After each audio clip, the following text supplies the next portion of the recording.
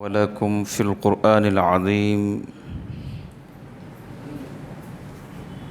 أستغفر الله لي ولكم ولسائر المسلمين إنه هو الغفور الرحيم اللهم صل على سيدنا محمد وعلى آل سيدنا محمد وبارك وسلم اللهم صل على سيدنا محمد وعلى آل سيدنا محمد وبارك وسلم اللهم صل على سيدنا محمد وعلى آل سيدنا محمد وبارك وسلم সমস্ত প্রশংসা আল্লাহ তাআলার জন্য। আল্লাহ তাআলা আমাদেরকে আজকেও জুমার নামাজ আদায়ের লক্ষ্যে আল্লাহর ঘর মসজিদে আসার তৌফিক দান করেছেন, আলহামদুলিল্লাহ।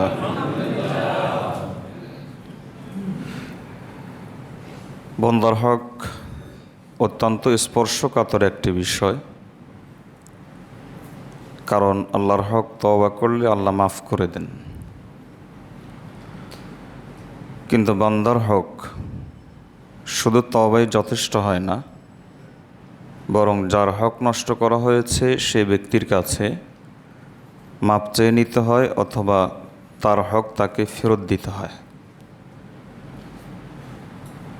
এই বিবেচনায় এটা অত্যন্ত নাজুক, স্পর্শকাতর। অথচ দুঃখজনক হলেও সত্য যে আমরা তো আল্লাহর হক নষ্ট করি, কিন্তু সংখ্যায় যদি হিসাব করি তাহলে দেখা যাবে যে বান্দার হক বেশি নষ্ট করি।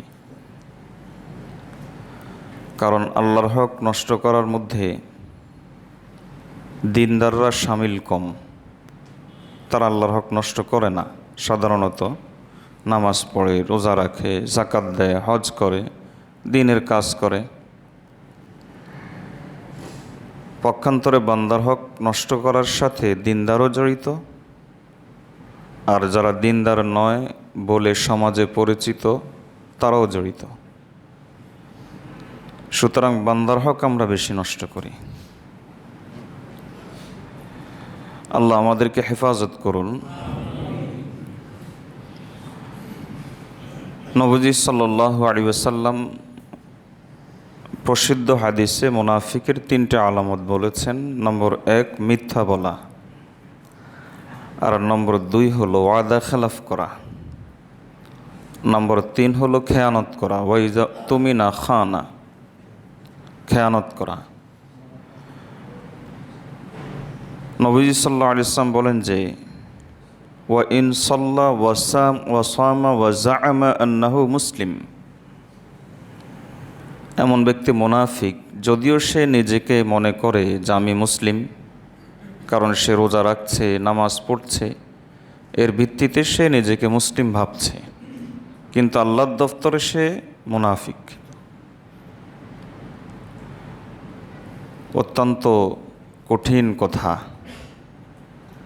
ভয়ে, এতটুকু কথা তো যদি আমাদের অন্তরে ভয় সৃষ্টি না হয় যে মুনাফিক হয়ে যাচ্ছি, আল্লাহর কাছে পানাহ চাই, তাহলে এর চাইতে ভীতিকর কথা আর কি হতে পারে।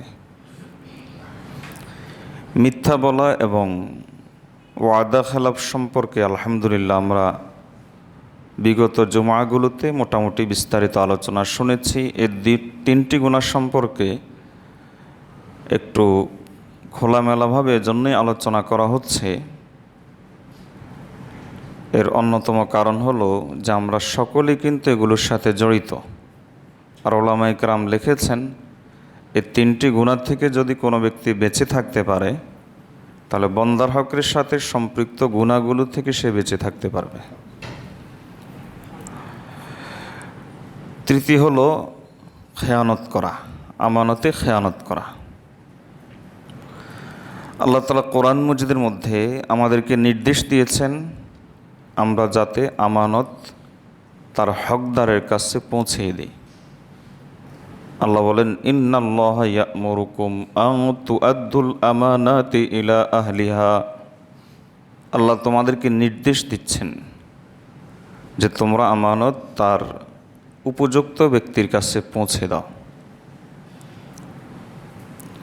আমানতের বিপরীত হলো খেয়ানত। আমানাতুন আরবি শব্দ, এর অর্থ হলো কারো উপর ভরসা করা। কোনো ব্যক্তি যদি আপনার উপর ভরসা করে কোনো কাজ দেয়, কোনো দায়িত্ব দেয়, কোনো কথা বলে, অথবা কোনো সম্পদ আপনার কাছে দিল, তাহলে এটাই হলো আমানত। এর বিপরীত হলো খেয়ানত। খেয়ানতের বাংলা হলো দুর্নীতি করা।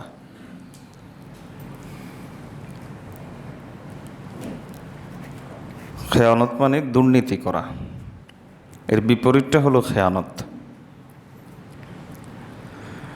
নবীজি সাল্লাল্লাহু আলাইহি ওয়াসাল্লাম বলেন যে লা ঈমানা লিমান লা আমানাতা লাহু,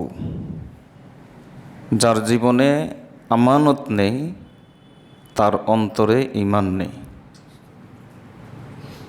চিন্তা করেছেন?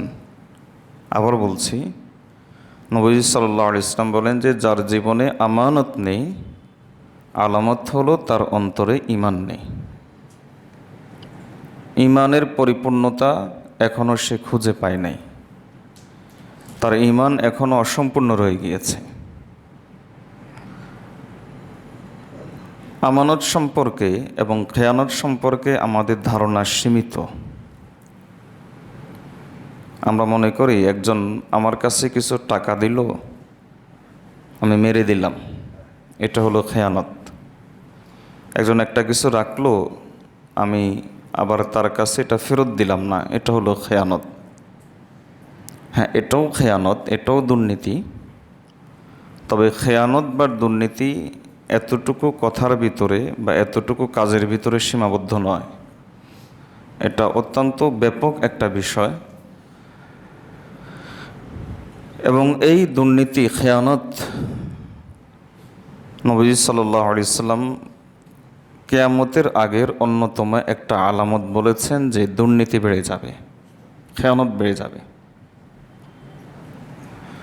নবী সাল্লাল্লাহু আলাইহি ওয়াসাল্লাম বলেন যে ইন্না খায়রাকুম করনি সুম্মাল্লাযীনা ইয়ালুনাহুম সুম্মাল্লাযীনা ইয়ালুনাহুম, সবচাইতে উত্তম যুগ হলো আমার যুগ, এর পরবর্তীতে খেলাফতের যুগ। নবী সাল্লাল্লাহু আলাইহি ওয়াসাল্লামের পরের যুগ হলো খেলাফতের যুগ। নবী সাল্লাল্লাহু আলাইহি ওয়াসাল্লাম বলেন যে এর পরবর্তী যুগটাও ভালো থাকবে, খেলাফতের প্রভাব, কারণ এটা তো একটা সভ্যতা, একদিনে মিটে যায় না। ইসলামী সভ্যতা আমানতদারিতার উপর প্রতিষ্ঠিত। দীর্ঘদিন পর্যন্ত মানুষ সেটা চর্চা করবে, এর চর্চার রেশ, আভা, বাতাস, সুগন্ধি মানুষের কাছে তখনও থাকবে। কিন্তু নবী সাল্লাল্লাহু আলাইহি ওয়াসাল্লাম বলেন যে এরপর আসবে একটা সময়, আস্তে আস্তে পর্যায়টা এমন হয়ে যাবে, সুম্মা ইয়াকুনা কওমুন ইয়াশহাদুন ওয়ালা ইস্তাশহাদুন, একটা জাতি আসবে এরকম, তারা আগ বাড়িয়ে নিজে নিজে সাক্ষী দিবে, অথচ তাদের কাছে সাক্ষী কামনা করা হবে না। অমুক ভালো, অমুকের চরিত্র ফুলের মতো পবিত্র, এ জাতীয় মিথ্যা কথা না বললেও আমরা পারতাম, কিন্তু এরপরও বলি, আগ বাড়িয়ে সাক্ষী দিচ্ছি। নবী সাল্লাল্লাহু আলাইহি ওয়াসাল্লাম বলেন যে ওয়ায়াখুনুন ওয়ালা ইউতামানুন, তাদেরকে মানুষ দায়িত্ব অর্পণ করবে না, কিন্তু তারা নিজেরা দায়িত্ব নিয়ে মানুষের সাথে খেয়ানত করবে। এরপর একটা সময় এরকম আসবে, কোনোভাবে প্রতারণা করে, ধোঁকাবাজি করে, জোর খাটিয়ে কোনোভাবে সে মানুষের, জনগণের দায়িত্ব নিয়ে নিবে, এরপরে সে এখানে খেয়ানত করা শুরু করে দিবে, দুর্নীতি করা শুরু করে দিবে। ওয়ায়ানজুরুন ওয়ালা ইউফুন, মানুষের সাথে ওয়াদা করবে, এটা করব সেটা করব, কিন্তু একটা ওয়াদাও পূরণ করবে না। এবং নবী সাল্লাল্লাহু আলাইহি ওয়াসাল্লাম বলেন যে ওই সময়ে মানুষের মধ্যে একটা জিনিস বেড়ে যাবে, সেটা হলো মানুষ মুটিয়ে যাবে বেশি। ওয়াজহারু ফীহিম সামুন, তারা বেশি মোটা হয়ে যাবে, মেদ ভুঁড়ি বেড়ে যাবে, পেট বেড়ে যাবে, পেট বড় হয়ে যাবে। এজন্য দুর্নীতিগ্রস্ত কোনো ব্যক্তি ধরা খেলে আমরা বলি যে খেয়ে মোটা হয়ে গেছে, পেট বড় হয়ে গেছে। মুসলিমের হাদিস, বুখারী এবং মুসলিম দুই কিতাবেই হাদিসটি এসেছে। নবী সাল্লাল্লাহু আলাইহি ওয়াসাল্লাম বলেন যে এদের পেট বেড়ে যাবে, পেট বড় হয়ে যাবে। দুর্নীতির এই চিত্রই আসলে গোটা বিশ্বে বর্তমানে চলছে। নবীজি সাল্লাল্লাহু আলাইহি ওয়াসাল্লাম অপর হাদিসে আরও চমৎকারভাবে বলেন, তিনি বলেন সায়াতি আলান নাসি সানাওয়াতুন খাদ্দাআত,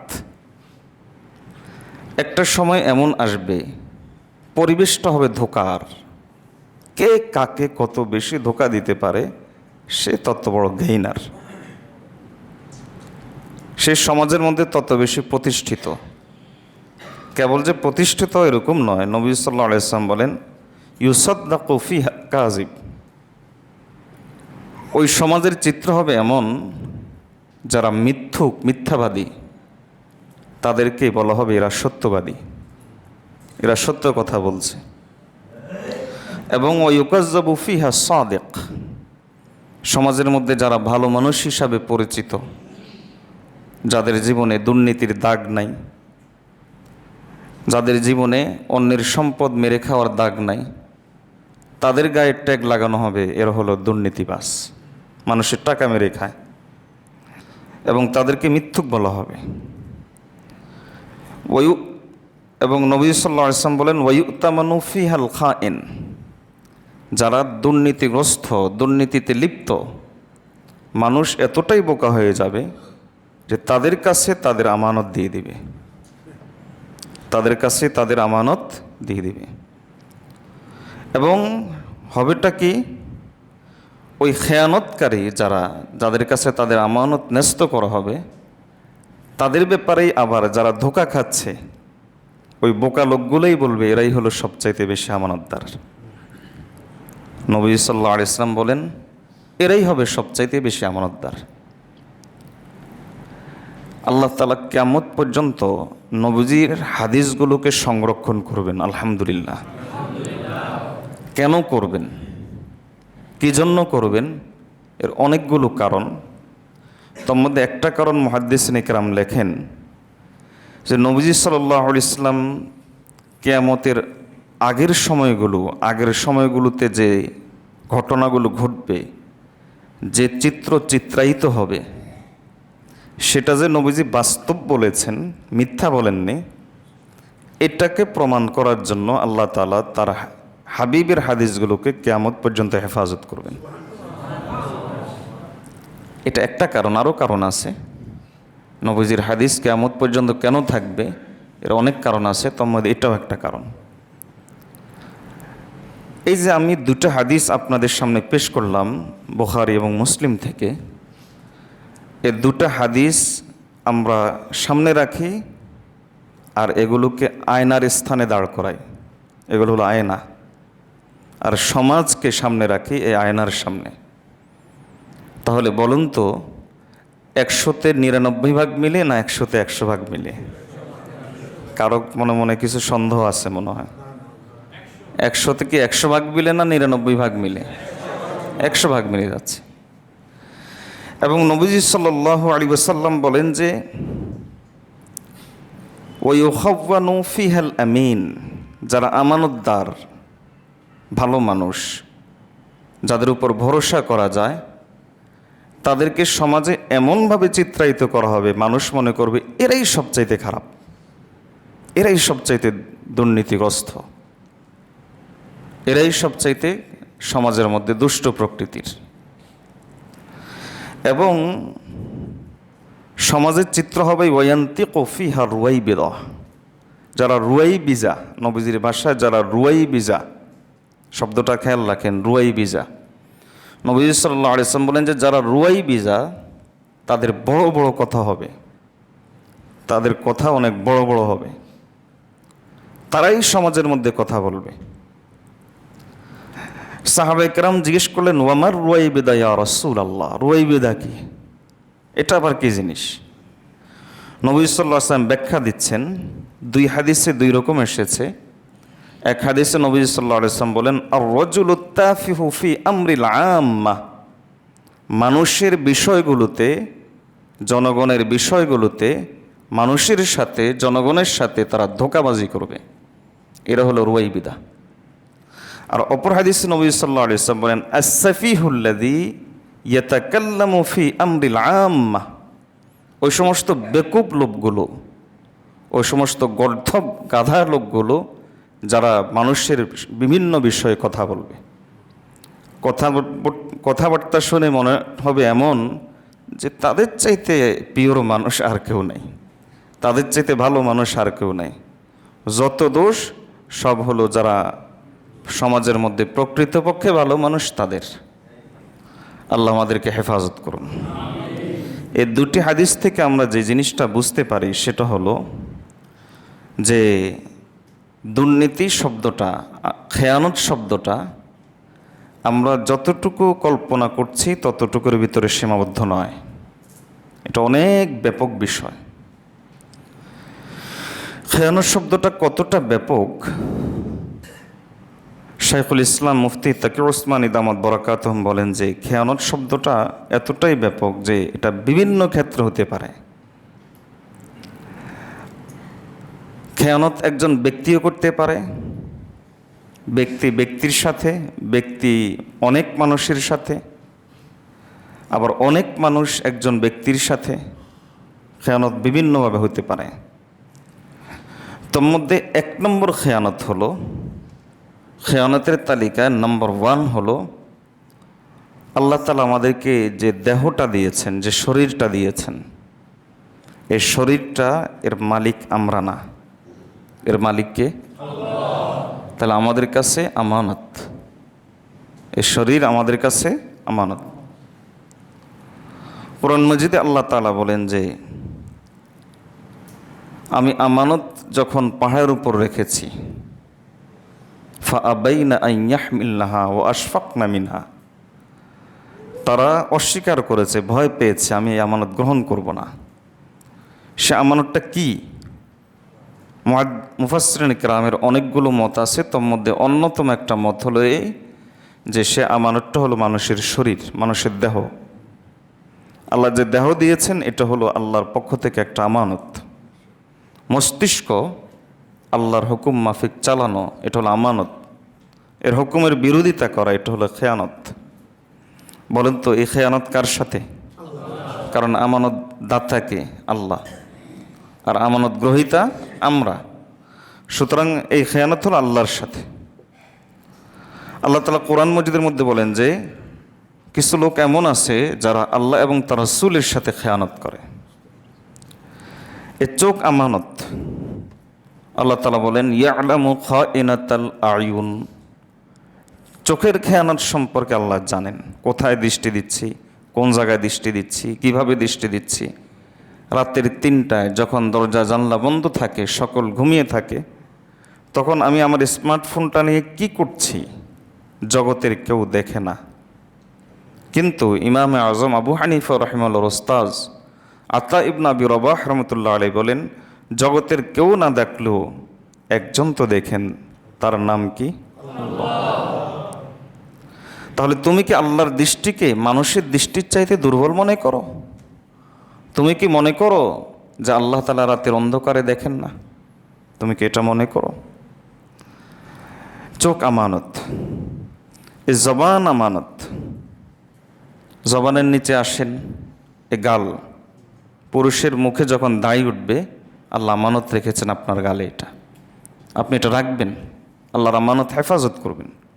আপনি কেটে দিচ্ছেন, আল্লাহর সাথে খেয়ানত করছেন। কান আমানত, হারাম কথা শোনা, হারাম গান, অশ্লীল কথা এগুলো শোনা খেয়ানত। হাত আমানত। এভাবে আমাদের শরীরের প্রতিটা অঙ্গ আমানত। নবীজি সাল্লাল্লাহু আলাইহি ওয়াসাল্লাম বলেন যে তোমার শরীরের যতগুলো আমানত আছে তোর মধ্যে যদি তুমি 2টাকে হেফাজত করতে পারো, 2টাকে যদি তুমি হেফাজত করতে পারো, তাহলে আমি নবী গ্যারান্টি দিচ্ছি আমি তোমার জন্য জান্নাতের জিম্মাদার হয়ে যাব।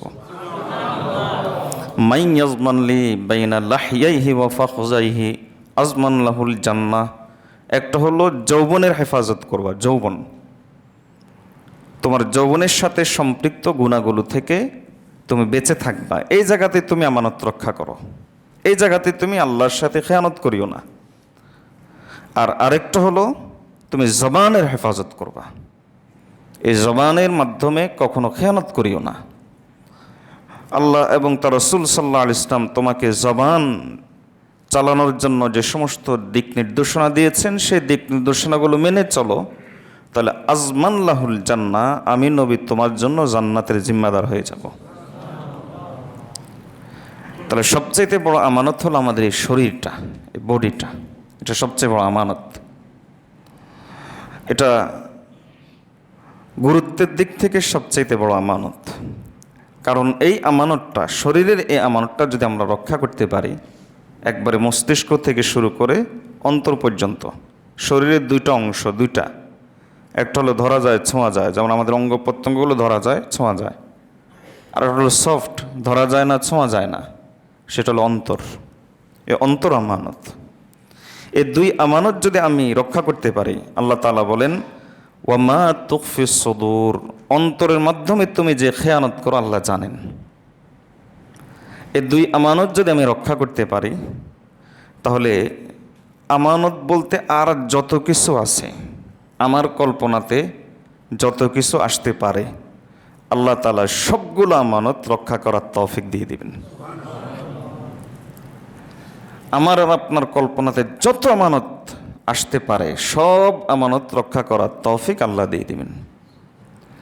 আর যদি এই দুই আমানত রক্ষা করতে না পারে, তাহলে নবীজির ভাষায় এ হলো দুনিয়া লোভী। একে কোনো জিনিস পরিতৃপ্ত করতে পারবে না, এর চোখের ক্ষুধা কখনো মিটবে না। বুড়া হয়ে যাবে কিন্তু চোখের ক্ষুধা যাবে না, বুড়ো হয়ে যাবে কিন্তু পেটের ক্ষুধা যাবে না। পেটের ক্ষুধা যাবে না মানে কি বেশি খাবে এরকম না, বরং মনে হবে যে আরও লাগবে, আরও লাগবে, আরও লাগবে। নবী সাল্লাল্লাহু আলাইহি ওয়াসাল্লাম বলেন যে এ জাতীয় দুনিয়া লোভীকে পরিতৃপ্ত করতে পারবে একটা জিনিস, আর কিচ্ছু পারবে না। 2 কোটি টাকা কামিয়েছে, হবে না, এবার লাগবে 20 কোটি টাকা। 20 কোটি টাকা কামিয়েছে, হবে না, লাগবে 200 কোটি টাকা। 200 কোটি টাকা হয়ে গেছে, হবে না, লাগবে 2000 কোটি টাকা।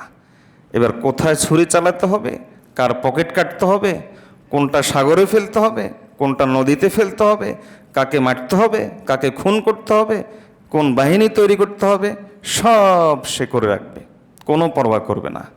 নবী সাল্লাল্লাহু আলাইহি ওয়াসাল্লাম বলেন যে এর এই লাফালাফি, এর এই অহংকারপূর্ণ আচরণ, এর এই উদ্ধতপূর্ণ আচরণ, সমাজের মধ্যে তার এই চালচলন কখনোই মিটবে না। বরং নবী সাল্লাল্লাহু আলাইহি ওয়াসাল্লাম বলেন যে হ্যাঁ মিটবে, মিটবে, তবে কখন? ইল্লা তুরাব, যখন মাটির নিচে চলে যাবে, 3.5 হাত মাটির নিচে যখন সে চলে যাবে, তখন নবী সাল্লাল্লাহু আলাইহি ওয়াসাল্লাম বলেন যে সব আশা তার মিটে যাবে। সেখানে গেলে টের পাওয়া যাবে যে এত কিছু করেছে তো কার জন্য করেছে, কেন করেছে এত কিছু। একজন মানুষ বাঁচার জন্য কয় টাকা লাগে ভাই? এজন্য কি মিথ্যা কথা বলতে হবে? এজন্য কি ধোঁকাবাজি করতে হবে? এজন্য কি আমানতের খেয়ানত করতে হবে? এজন্য কি জুলুম করতে হবে? আল্লাহ যদি আপনাকে সৎ পথে রেখে নেয়ামত দেন, আলহামদুলিল্লাহ, চিন্তা করবেন যে এটা আল্লাহ দিয়েছেন, কাজে আমি আল্লাহর সব দানের মুখাপেক্ষী, এটারও মুখাপেক্ষী। আল্লাহ আমাকে এটা দিয়েছেন পরীক্ষা করার জন্য, কাজে আমি এই পরীক্ষাতে ফেল করব না। কিন্তু যদি শুরুটাই যদি আমি এমনটা করি, চিন্তাটাই যদি এমন থাকে যে আমাকে দুর্নীতি করে কামাতে হবে, ঘুষ খেয়ে কামাতে হবে, তাহলে এর অর্থ হলো নবী সাল্লাল্লাহু আলাইহি ওয়াসাল্লাম একটা চমৎকার দৃষ্টান্ত দিয়েছেন হাদিসের মধ্যে, চমৎকার দৃষ্টান্ত। এবং এই দৃষ্টান্তটা বোঝার জন্য একটু চোখ কান খোলা রাখলেই হবে, বুঝে যাবেন। নবী সাল্লাল্লাহু আলাইহি ওয়াসাল্লাম বলেন মা যিবানে জাইআনে উরসিলা ফি গানামিন বিআফসাদা লাহা মিন হিরসিল মালি হিরসিল মারই আলাল মারি ওয়া শারাফি লিদীনিহি। একটা বকরি, একটা মাত্র একটা বকরি বলেন তো, একে তো সে একটা, আর হাদিসে এসেছে এক পাল, এখানে একটার কথা বলা আছে। তো যাই হোক, একটা বকরির উপরে যদি দুটা ক্ষুধার্ত বাঘকে লেলিয়ে দেওয়া হয়, বলেন তো ওই বকরিটার অবস্থাটা কেমন থাকবে? হাড্ডি পর্যন্ত চুষে খাবে, কোনোটাই তো বাকি রাখবে না, তার রক্ত চুষে খাবে, হাড্ডি চুষে খাবে, পারলে আর যা আসে তা করবে। নবী সাল্লাল্লাহু আলাইহি ওয়াসাল্লাম বলেন যে একটা বকরির কাছে যদি দুটা ক্ষুধার্ত বাঘকে রেখে দেওয়া হয়, ওই বকরির জন্য ওই দুইটা ক্ষুধার্ত বাঘ যে পরিমাণ ক্ষতিকর, যে পরিমাণ আশঙ্কাজনক, নবীজি বলেন দ্বীনের জন্য, দ্বীনদারির জন্য, সমাজের সুস্থতার জন্য, সমাজের মানুষের ধর্ম পালনের জন্য, মানুষের ইসলাম পরিপালনের জন্য একজন দুনিয়াদার, দুনিয়ালোভী এর চাইতে বেশি ক্ষতিকর। বলেন তো, নবীজি সাল্লাল্লাহু আলাইহি ওয়াসাল্লাম যে চিত্রটাই হাদিসে এঁকেছেন, এই চিত্রটা একটু চোখ কান খোলা রাখলেই বুঝবেন। আমি বলছি না যে এটার বিশাল ব্যাখ্যা আপনাকে দিতে হবে, আপনি একটু চোখ কান খোলা রাখলে এগুলো বুঝে যাবেন। আল্লাহ আমাদেরকে এ জাতীয় ক্ষুধার্ত নেকড়ে বাঘ থেকে আমাদের দ্বীনকে রক্ষা করার তৌফিক দান করুন, আমাদের ইসলামকে রক্ষা করার তৌফিক দান করুন। তা আমানত শব্দটা অত্যন্ত ব্যাপক। যদি আমি আমার মন নামক আমানত, অন্তর নামক আমানত আর দেহ নামক আমানত যদি রক্ষা করতে পারি, তাহলে সব আমানত রক্ষা করতে পারবো, দুনিয়ার লোভ থেকে বেঁচে যাব। আর যদি এই আমানত রক্ষা করতে না পারি, তাহলে সমাজের জন্য নবীজির ভাষায় ক্ষুধার্ত বাঘ, এবং সে সমাজকে লুটেপুটে খাবে, মানুষকে লুটেপুটে খাবে, মানুষের রক্ত চুষে খাবে। এর জন্য সমাজের মানুষ দিনদার হতে পারবে না, দিনদারি পালন করতে পারবে না। এর জ্বালায়, এর অত্যাচারে মানুষ বাঁচবে না, মানুষ অতিষ্ঠ হয়ে যাবে। আমানত শব্দটা অত্যন্ত ব্যাপক। এই ইসলাম আমাদের কাছে আমানত, আলহামদুলিল্লাহ। এর দিন আমাদের কাছে কি আমানত। আল্লাহ তাআলা দিন কিয়ামত পর্যন্ত রাখবেন, এই বিশ্বাস তো সবাই করেন তো নাকি? আর দিনকে আল্লাহ তাআলা বিজয়ী করবেন, এই বিশ্বাসও সবাই করেন তো? আপনি দিনের সাথে থাকবেন কিনা এটা আপনার ব্যাপার। দিনের বিজয় নিশ্চিত, দিনের সংরক্ষণ নিশ্চিত, এটা আপনাকে ছাড়াও হতে পারে, আপনাকে সহ হতে পারে। আপনার সিদ্ধান্ত, আপনি কি এই দিনের সাথে থাকবেন না থাকবেন না।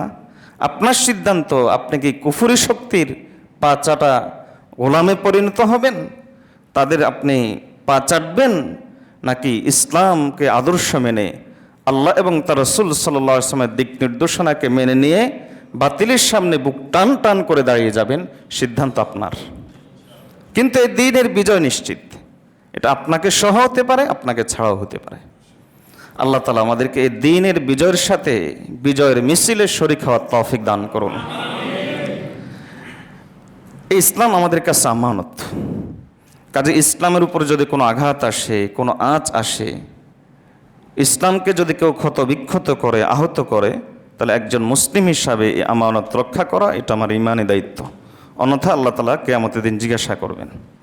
কোরআন আমাদের কাছে আমানত। বলুন তো, কোরআন কিয়ামত পর্যন্ত থাকবে কিনা? আল্লাহ রাখবেন কিনা? কোরআনের প্রতিটা বিধান আমাদের কাছে আমানত। আল্লাহ তাআলা এই আমানতগুলোকে কিয়ামত পর্যন্ত হেফাজত করবেন। এবার এই আমানত হেফাজত যাদেরকে দিয়ে আল্লাহ করবেন, আপনি তাদের সাথে থাকতেও পারেন, নাও থাকতে পারেন, তবে আল্লাহর সিদ্ধান্ত আল্লাহ হেফাজত করবেন। থাকবেন কিনা আপনার ব্যাপার, না থাকবেন কিনা আপনার ব্যাপার। আল্লাহ রাসূল সাল্লাল্লাহু আলাইহি ওয়াসাল্লাম বলেন যে ইন্নাল্লাহা ইয়ারফাউ বিহাযাল কুরআনি আকওয়ামা ওয়া ইয়াদাউ বিহি আখারিন। এই কোরআনকে বুকে আঁকড়ে ধরলে আল্লাহ তাআলা বহু বহু জাতির উপর তোমাদেরকে সম্মানিত করে দিবেন, তোমাদেরকে গোটা দুনিয়ার মধ্যে বিজয়ী করে দিবেন। আর যদি তোমরা কোরআনকে ছেড়ে দাও, তাহলে আল্লাহ বহু জাতিকে কোরআন ছেড়ে দেওয়ার কারণে তাদেরকে একেবারে মাটির তলায় ফেলে দিবেন। এই হাদিস সুন্নাহ আমাদের কাছে আমানত। রাসূলুল্লাহ সাল্লাল্লাহু আলাইহি ওয়াসাল্লামের জন্য বলেছেন যে আমার ব্যাপারে কখনো মিথ্যা কথা বলিও না। যদি কেউ আমার ব্যাপারে কোনো মিথ্যা কথা বলে, ফালিয়াতাবাওয়া মাকআদাহু ফিন্নার, তাহলে তার ঠিকানা হবে জাহান্নাম। মিথ্যা কথা বললে নবীজির নামে, তাহলে সেটা হবে খেয়ানত। অনুরূপভাবে আমানতের আরও কিছু দিক আছে। হাকিমুল উম্মত মুজাদ্দিদ মিল্লাত আশরাফ আলী থানভী রহমতুল্লাহ আলাইহি কিছু দৃষ্টান্ত পেশ করেন। তিনি বলেন যে যেমন রাষ্ট্র এবং রাষ্ট্রের সম্পদ আমাদের কাছে আমানত। রাষ্ট্রের সম্পদ আমার কাছে আমানত। সুতরাং রাষ্ট্র রক্ষা করা, রাষ্ট্রের সম্পদ রক্ষা করা, এটা প্রতিটা নাগরিকের দায়িত্ব। এটা আল্লাহর পক্ষ থেকে আমানত।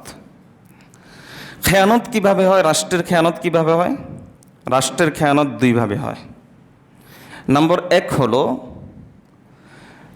অমুসলিমদের সাথে, ইহুদি খ্রিস্টানদের সাথে যদি আমি রাষ্ট্রীয়ভাবে তাদের সাথে বন্ধুত্ব রাখি, তাহলে এটা হবে রাষ্ট্রের সাথে খেয়ানত।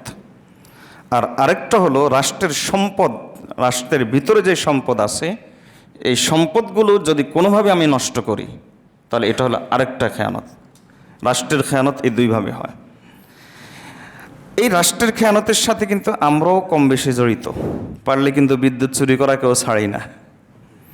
অফিসে গেলে এরপর অফিসের টেলিফোন ব্যবহার করছি নিজের জন্য, অথচ অফিস কি আপনাকে নিজের ব্যবহারের জন্য টেলিফোন দিয়েছে? অফিসের গাড়ি ব্যবহার করছি পরিবারের জন্য, কক্সবাজার ট্যুরে পাঠাচ্ছি পরিবারকে নিয়ে, অথচ অফিসকে আপনাকে গাড়ি কি পরিবারের জন্য দিয়েছে? এগুলো খেয়ানত। অফিস আপনার কাছে 8 ঘন্টা চেয়েছে, আপনি সরকারি চাকরি করেন, এতটা থেকে এতটা ডিউটি, ধরেন 6 ঘন্টা 8 ঘন্টা। আপনি করলেন কি, চিন্তা করলেন যে সরকারি অফিস না গেলে কি চাকরি তো আর যাবে না, পাওয়া কঠিন, যাওয়াও কঠিন, কাজেই আমি না গেলে সমস্যা কি? 2, 4, 5 দিন 10 দিন যাচ্ছেন না, হঠাৎ করে একদিন যাচ্ছেন, অথবা আপনি ওই অফিসের বস, মাসের পর মাস না গেলেও অসুবিধা নাই। এই ফাঁকে আপনি ইউরোপ আমেরিকা ঘুরে এসেছেন আর বিভিন্ন জায়গায়, তাহলে এটা হলো খেয়ানত। এটা একটা খেয়ানত। তাহলে এই খেয়ানতের সাথে আমরা সকলে জড়িত। এই যে গ্যাসের চুলা, এখন তো কাঠ সিস্টেম হয়েছে আলহামদুলিল্লাহ ভালো, কিন্তু যখন কাঠ সিস্টেম ছিল না, ওই যে কাঁথা গরম করার জন্য, শুকানোর জন্য গ্যাসের চুলা জ্বালিয়ে রাখতো। একটা ম্যাচের কাঠি খরচ হবে, এই জন্য গ্যাসের চুলা জ্বালিয়ে রাখতো। এটাও খেয়ানত। আমি কিছু দৃষ্টান্ত দিলাম, এগুলো একমাত্র নয়, যাতে আমাদের ব্রেনে আসে, মাথায় আসে যে খেয়ানত বলতে কি বোঝায়, দুর্নীতি বলতে কি বোঝানো হয়। এগুলো হলো খেয়ানত। রাস্তায় চলছেন, রাস্তার হক আদায় করা আমানত। রাস্তার হক কি? দৃষ্টি অবনত রাখা, রাস্তার মধ্যে কোনো ময়লা জিনিস না ফেলা, রাস্তার মধ্যে কোনো অন্যায় দেখলে তখন সামর্থ্য অনুপাতে তা প্রতিহত করা, এগুলো রাস্তার হক। অপরিচিত লোক দেখলে সালাম দেওয়া, পরিচিত অপরিচিত লোক গেলে দেখলে সালাম দেওয়া, এগুলো রাস্তার হক। রাস্তা থেকে কষ্টদায়ক বস্তু সরিয়ে দেওয়া। আমি রাস্তা থেকে কষ্টদায়ক বস্তু তো সরালাম না, বরং নিজেই কষ্টদায়ক বস্তু ফেললাম, কলার চামড়া অথবা একটা ময়লা, বাসায় যে ময়লা জমেছে এটা এনে বাস রাস্তায় ফেলে দিলাম, খেয়ানত। এটাও খেয়ানত, কবিরা গুনাহ। কিন্তু এগুলো খেয়ানতের অর্থ এটা বুঝিয়েন না যে ছোটোখাটো গুনাহ, এরকম কিছু না, বলেন এগুলো কবিরা গুনাহ, আল্লাহর কাছে তওবা ছাড়া মাফ হবে না। যেখানে গাড়ি পার্কিং করা দরকার আমি সেখানে পার্কিং করলাম না, আমি পার্কিং করলাম অন্য জায়গাতে, যাতে মানুষের চলাচলের সমস্যা হয়, খেয়ানত। এটাও একটা খেয়ানত। হাকিমুল উম্মত থানভী রহমতুল্লাহ আলাইহি খেয়ানতের আরেকটা দৃষ্টান্ত দেন, যে আমাদের ঘর বাড়িতে কিছু খেয়ানত হয়, বাসা বাড়িতে খেয়ানতের কিছু দৃষ্টান্ত, যেমন স্বামী স্ত্রী একে অপরের হক পূরণ করা আমানত। বাসা বাড়িতে যারা একসাথে থাকে, মা বাবা, স্বামী স্ত্রী ইত্যাদি, এক একজনের এক এক পরিচয়, একজন একজনের হক পূরণ করা আমানত। আমানত মানে কি? যার হক তাকে দিয়ে দেওয়া, এটাই তো আমানত। আর তার হক নষ্ট করা, এটাই তো হলো খেয়ানত। একজনের হক একজন পূরণ করলাম, এটা হলো আমানত। স্বামী যদি স্ত্রীর উপর জুলুম করে, স্ত্রী যদি স্বামীর উপর জুলুম করে, আর সমাজের মধ্যে সাধারণত স্ত্রী জুলুম করে জবান দ্বারা, আর স্বামী জুলুম করে হাত দ্বারা। এই জন্য আমাদের বড়রা একটা কথা বলেন, আমাদের শাইখ বিশেষ করে কথাটা বলেন, যে যেই স্ত্রীর জবান চলে বেশি, ওই স্ত্রীর স্বামীর হাত চলে বেশি। এটা একটা বাস্তব কথা। কিন্তু তো স্ত্রী জুলুম করে সাধারণত জবান দিয়ে, আর স্বামী জুলুম করে সাধারণত হাত দিয়ে। বিপরীত হইতে পারে, কিন্তু সাধারণত বলছি। তো আমি যদি আমার স্ত্রীর উপর জুলুম করি, এটা খেয়ানত, তার হক পূরণ করি নি। আর স্ত্রী যদি আমার উপর জুলুম করে, এটা খেয়ানত। আবার অনেক সময় স্বামী স্ত্রীর একান্ত গোপন বিষয়গুলো অন্যের কাছে প্রকাশ করে। নবী সাল্লাল্লাহু আলাইহি ওয়াসাল্লাম বলেন যে এটা খেয়ানত। এটা হাদিসের মধ্যে পরিষ্কার ভাষায় বলা আছে, এটা খেয়ানত। পরিবারের মধ্যে আরও কিছু আমানত আছে। আমার সন্তান সন্ততি, এরা আমার কাছে আমানত।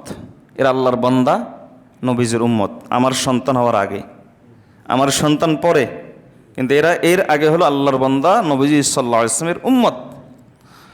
এবং নবীজি সাল্লাল্লাহু আলাইহি ওয়াসাল্লামের ওই উম্মত, এদের জন্যই নবীজি সাল্লাল্লাহু আলাইহি ওয়াসাল্লাম রাতের পর রাত কেঁদেছেন, দিনের পর দিন কেঁদেছেন, তায়েফের ময়দানে রক্ত ঝরিয়েছেন, উহুদের ময়দানে রক্ত ঝরিয়েছেন।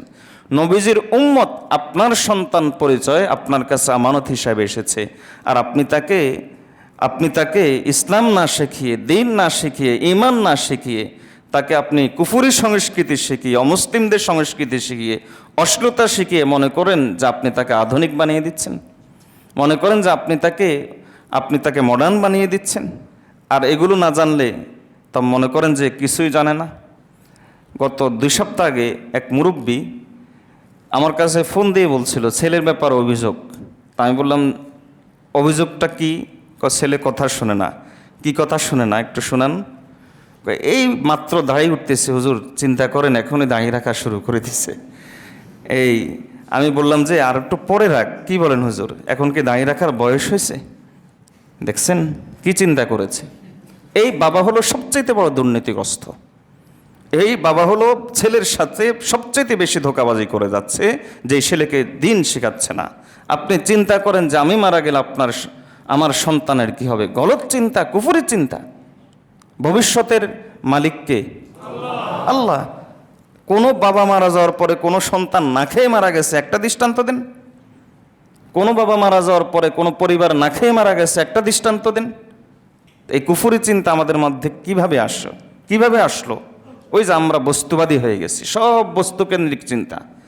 একজন ইমানদারের চিন্তা হবে এরকম, আমি মারা গেলে আমার কি হবে, আমার সন্তান মারা গেলে তার কি হবে, আমি তাকে জাহান্নামের উপযুক্ত বানাচ্ছি না জান্নাতের উপযুক্ত বানাচ্ছি। এটা হলো ইমানের চিন্তা। আল্লাহ আমাদেরকে এই আমানতগুলো রক্ষা করার তৌফিক দান করুন। বাসা বাড়িতে আরও কিছু আমানত আছে। যেমন আপনার বাসায় একজন হাদিয়া পাঠালো, পাশের বাসার লোকটা হাদিয়া পাঠালো, একটা টিফিন বাটিতে করে কিছু জিনিস হাদিয়া পাঠালো, গোশত হাতিয়ে পাঠালো কোরবানির। বলেন তো, কোরবানির গোশতটা দিয়েছে, বাটিটাকে দিয়েছে? কিন্তু বাটিটা রেখে দিচ্ছে, খেয়ানত। ধারের জিনিস আমি কারো কাছ থেকে কোনো কিছু ধার আনলাম, এরপর সেটা নষ্ট করে দিচ্ছি, সময় মতো ফেরত দিচ্ছি না। এইটা বেশি হয় বইয়ের ক্ষেত্রে। তো এরকম যদি হয় তাহলে এটা খেয়ানত, এটাও এক প্রকার খেয়ানত।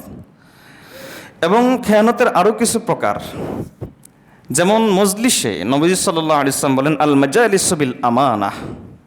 মজলিসে আমরা 4-5 লোক একসাথে একটা কথা বলেছি, শেয়ার করেছি। এবার আমি এই কথাটা মজলিসের বাইরে গিয়ে বললাম, খেয়ানত। এটা আমানতে খেয়ানত। নবীজি সাল্লাল্লাহু আলাইহি ওয়াসাল্লাম বলেন আল মাজালিসু বিল আমানা। মজলিসের যে কথাবার্তা হয়, এই কথাবার্তাগুলো প্রত্যেকের কাছে আমানত, এটা বাইরে বলা যাবে না। হ্যাঁ, যদি মজলিসেই এই সিদ্ধান্ত হয় এটা বাইরে বলতে হবে, তাহলে গিয়ে আপনি বলতে পারবেন। কিন্তু যদি কোনো সিদ্ধান্ত না হয়, কোনো কথাবার্তা হয় নাই, কিছু এমনি কথাবার্তা হয়েছে, উঠে গেছেন, বাইরে এটা বলবো কি না এরকম সিদ্ধান্ত হয় নাই, অথবা বলে দেওয়া হয়েছে যে এই কথাগুলো আমাদের মধ্যেই সীমাবদ্ধ থাকবে, বাইরে বলা যাবে না। এই 2টা সুরত। একটা সুরত হলো বাইরে বলবো কি না অন্যের কাছে, এই সিদ্ধান্ত হয়নি। আর আরেকটা সুরত হলো যে বলেই দেওয়া হয়েছে যে এটা বাইরে বলা যাবে না, তাহলে এটা আমানত। এই আমানত যদি নবী সাল্লাল্লাহু আলাইহি ওয়াসাল্লাম বলেন যে আল মাজালিস বিল আমানা, এই আমানত যদি কেউ রক্ষা না করে তাহলে এটা খেয়ানত, এটাও দুর্নীতি। এভাবে সমাজের মধ্যে আমরা আশা করি বুঝতে পেরেছি যে কি পরিমাণ দুর্নীতি হয়। আরেকটা দুর্নীতি হলো নবী সাল্লাল্লাহু আলাইহি ওয়াসাল্লাম বলেন আল খিয়ানাতু ফিল বাই'i ওয়াশ শিরা। বেচা কিনাতে খেয়ানত, বেচা কিনাতে আমানত, বেচা কিনাতে খেয়ানত। কোরআন মজিদে একটা আয়াত আছে, ওয়াইলুল লিল মুতাফফিফিন। যারা মাপে কম দেয়, ওজনে কম দেয়, তাদের জন্য ওয়াইল, তাদের জন্য জাহান্নাম। ওমর রাদিয়াল্লাহু তাআলা বলেন যে আত-তাফফিফু ফি কুল্লি শাইইন। মাপে কম দেওয়া, ওজনে কম দেওয়া সব জিনিসে হয়। ইসলাম কিন্তু অধিকার আদায়ের দাবি শিখায় না, অধিকার আদায়ের দাবি এটা ইসলাম শিখায় না। এটা হলো একান্ত যদি কারো প্রয়োজন হয় ইসলাম অনুমতি দেয়, কিন্তু এটা ইসলামের মূল শিক্ষা না। ইসলামের মূল শিক্ষা হলো দায়িত্ব সচেতন হওয়া। কারণ একজন মানুষ যখন দায়িত্ব সচেতন হয় তখন আরেকজন অধিকার দেন এ কথার বলার দরকার হয় না। আপনি আমার হক পূরণ করেন, আমার অধিকার দিয়ে দেন, এই দাবি তোলার প্রয়োজন হয় না। তো ইসলাম মানুষকে শিক্ষা দেয় দায়িত্ব সচেতনার। কেউ যদি অধিকার আপনার নষ্ট করে, ইসলাম বলে পারলে মাফ করে দাও। দেখেন, ইসলামের প্রথম অপশন হলো মাফ করা। পারলে তুমি মাফ করে দাও। এক হযরতে শেখুল হাদিস জাকারিয়া রহমতুল্লাহ একজন চাকর ছিল, বারবার ভুল করতো। তো একবার তিনি বকা দিলেন তাকে। তো ওই চাকরের একটা অভ্যাস ছিল যে যতবারই বকা দিত ততবারই বলতো যে হযরত মাফ করে দেন। তো এবারও যখন বকা দিল তখন সে বলে উঠলো যে হযরত মাফ করে দেন। এবং শেখুল হাদিস জাকারিয়া রহমতুল্লাহের মেজাজ গরম হয়ে গেল যে কতবার মাফ করা যায়।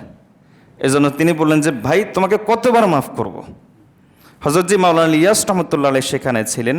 তিনি তখন কানে কানে বললেন যে যতবার তুমি আল্লাহর কাছে মাপ পেতে চাও, তুমি কতবার আল্লাহর কাছে মাপ পেতে চাও, যতবার তুমি আল্লাহর কাছে মাপ পেতে চাও ততবার তুমি মাফ করো। কারণ আল্লাহ তাআলা একটা মূলনীতি কায়েম করেছেন, এই জগতে একটা মাফ করবেন, আখিরাতে আপনার একটা মাফ করবেন। এখানে দুইটা, আখিরাতে দুইটা। এখানে তিনটা, আখিরাতে তিনটা। এই জগতে একজন মুসলমান একটা দোষ গোপন রাখবেন, আখিরাতে আপনার একটা দোষ গোপন রাখবেন। কাজেই ইসলামের প্রথম শিক্ষা হলো যে কেউ যদি হক নষ্ট করে মাফ করে দাও। একবারে শেষ পর্যায়ে যদি তোমার ধৈর্য ধরতে না পারো, যদি তুমি ধৈর্য ধরতে পারো তাহলে আল্লাহর কাছে পাবে। কেমন পাবে?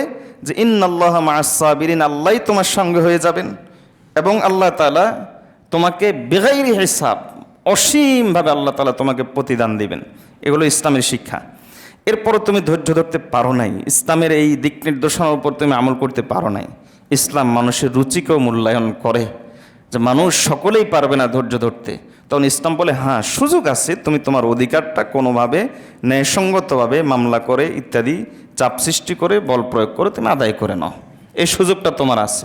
কিন্তু এটা ইসলামের মূল ভয় না, এটা ইসলামের মূল শিক্ষা না। ইসলামের মূল শিক্ষা হলো প্রত্যেকে দায়িত্ব সচেতন হবে, কেউ যদি হক নষ্ট করে মাফ করে দিবে। এটা হলো ইসলামের মূল শিক্ষা। ওয়াল কাযিমিনা আনিল গাইজ ওয়াল কাযিমিনাল গাইজা ওয়াল আফিনা আনিন নাস ওয়াল্লাহু ইউহিব্বুল মুহসিনিন। আল্লাহ তাআলা বলেন, যে ব্যক্তি রাগ দমন করে, রাগকে গিলে ফেলে এবং মানুষকে মাফ করে দেয়, তাহলে আল্লাহ তাআলা এই জাতীয় লোককে অত্যন্ত ভালোবাসেন। আল্লাহ আমাদেরকে ইসলামের এই শিক্ষার উপর আমল করার তৌফিক দান করুন। তো ইসলামের এই শিক্ষা, এখান থেকে আমরা বুঝলাম যে আমানত অত্যন্ত গুরুত্বপূর্ণ একটি বিষয়। এবং খেয়ানত, নবী সাল্লাল্লাহু আলাইহি ওয়াসাল্লাম বলেছেন, যার কাছে খেয়ানত আছে তার কাছে ঈমান নাই, যার কাছে আমানত নাই তার কাছে ঈমান নাই। খেয়ানত বেচা কিনা তো হয়, যেটা বলতে চেয়েছিলাম, খেয়ানত বেচা কিনা তো হয়। নবী সাল্লাল্লাহু আলাইহি ওয়াসাল্লাম বাজারে গিয়েছেন, দেখলেন যে এই এরকম শস্য দানার স্তূপ, ধরেন আটা, ময়দা অথবা ধান, এগুলোর স্তূপ। নবী সাল্লাল্লাহু আলাইহি ওয়াসাল্লাম ভিতরে হাত ঢুকিয়ে দিলেন, দেখলেন যে উপরেরগুলো শুকনা ঝরঝরা আর ভিতরেগুলো ভেজা। নবীজি বলেন, ব্যাপার কি, এমনটি কেন করো? তখন ওই লোকটি বলে উঠল যে আমাদের অভ্যাস, ভালোগুলোকে উপরে রাখি আর খারাপগুলোকে নিচে রাখি। নবীজি বললেন, মান গাশশা ফালাইসা মিন্না, যে ধোঁকাবাজি করে সে আমার উম্মতের অন্তর্ভুক্ত হতে পারে না। এখন তো আমরা সকলেই বেচানে কিনা করি। ওমর রাদিয়াল্লাহু তাআলার সময় ইসলামের রাষ্ট্র আইন কি ছিল জানেন? তিনি ইসলামের রাষ্ট্র আইন করে দিয়েছিলেন, মাল্লাম ইয়াতাফাক্কাহ ফিল বাই'i ফালা ইয়াবি'ু ফি আসওয়াকিনা। যে ব্যক্তি বেচা কেনার মাসালা শিখে আসবে না, তাহলে আইন হলো সে আমাদের বাজারে বেচা কেনা করতে পারবে না। চিন্তা করেন, তিনি আইন করে দিয়েছিলেন। তাহলে এবারে চিন্তা করেন যে এখানেও আমানতের রক্ষা করার বিষয় আছে। ওজনে কম দেওয়া খেয়ানত, যেমন পণ্য দিব বলেছি তেমন পণ্য না দেওয়া খেয়ানত, পণ্যের কোয়ালিটি মেনটেন না করা খেয়ানত, এই সবগুলো হলো খেয়ানতের অন্তর্ভুক্ত। খেয়ানত হতে পারে এলেমের খেয়ানত, এলেমের খেয়ানত হতে পারে যে বিকৃত ব্যাখ্যা করা, কোরআন সুন্নাহর বিকৃত ব্যাখ্যা করা। খেয়ানত হতে পারে অনেকভাবে হইতে পারে, এবং নসিহত, উপদেশের মধ্যেও খেয়ানত হতে পারে, যে উদ্দেশ্য হলো যে আল্লাহ এবং তার রাসূল সাল্লাল্লাহু আলাইহি ওয়াসাল্লামের হুকুম মানা নয়, আল্লাহকে সন্তুষ্ট করা নয়, উদ্দেশ্য হলো নিজের কোনো স্বার্থ চরিতার্থ করা, এজন্য সে নসিহত করছে, তাহলে এটাও খেয়ানত। যে দিনের মাধ্যমে সে দুনিয়াকে উদ্দেশ্য নিয়েছে, দুনিয়া কামাচ্ছে, এগুলোও খেয়ানত। আল্লাহ তাআলা আমাদেরকে যাবতীয় খেয়ানত থেকে বেঁচে থাকার তৌফিক দান করুন। আল্লাহ আমাদেরকে সর্বত্র সব ক্ষেত্রে আমানত রক্ষা করার তৌফিক দান করুন। ওয়া আখিরু দাওয়ানা আনিল হামদুলিল্লাহি রাব্বিল আলামিন।